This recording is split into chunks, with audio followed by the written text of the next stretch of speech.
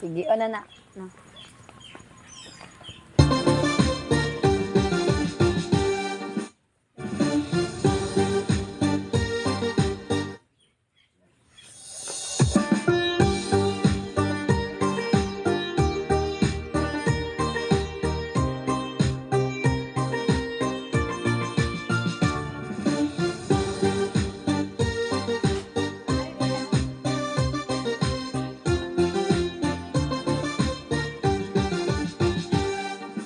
Nagtitipon ang mga kapatid sa iglesia.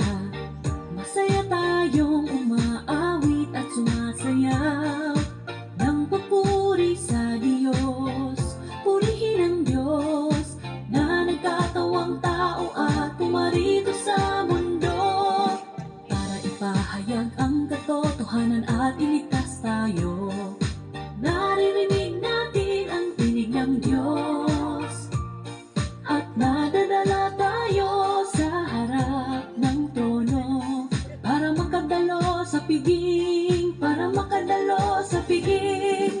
Tinatamasan natin ang mga salita ng Diyos at namumuhay tayo sa harap niya nang may masayang awitan at tawanan. Ito ay walang katapusang kagalakan.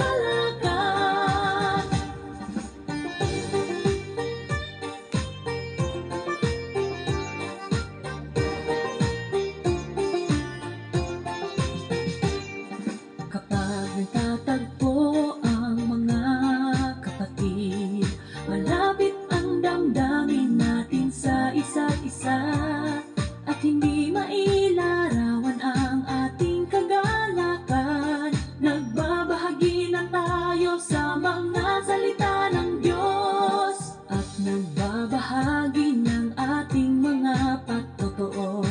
Labis na nagagalak ang ating mga espiritu sa pagkaunawa sa katotohanan. Walang mga ritual, walang mga regulasyon, lahat ay malaya at napalaya. Tinatamasan natin ang mga salita ng Diyos at namumuhay tayo sa harap niya nang may masayang awitan at tawanan. Ito ay walang katapusang kagalakan.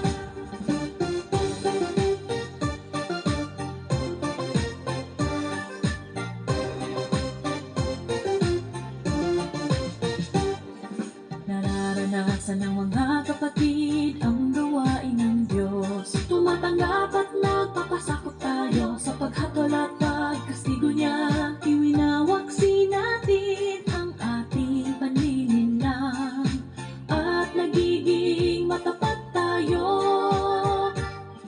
Minamahal natin ang isa't isa nang walang hadlang.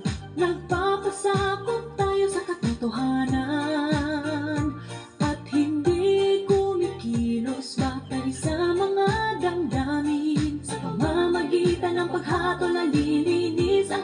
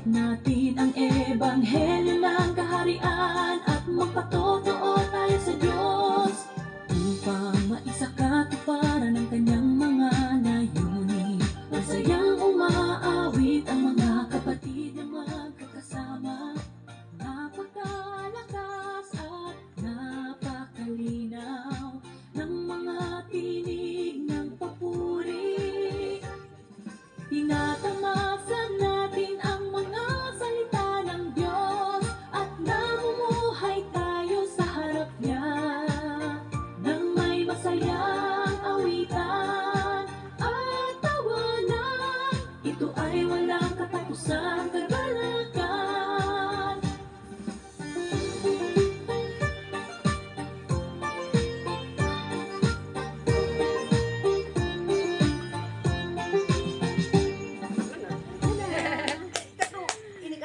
Saya good. Saya good.